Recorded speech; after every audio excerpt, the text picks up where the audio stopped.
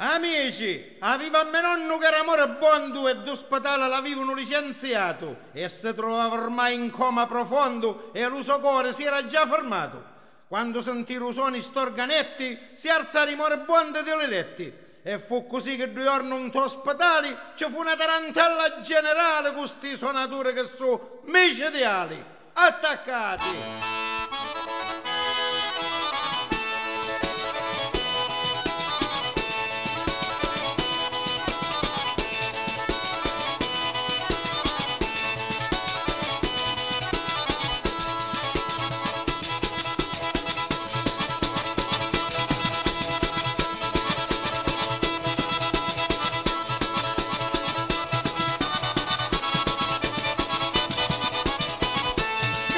Bella marina per mare e che profumi giuri di primavera, rinciatto mamma muti delicata, che sta la casa di una bandiera.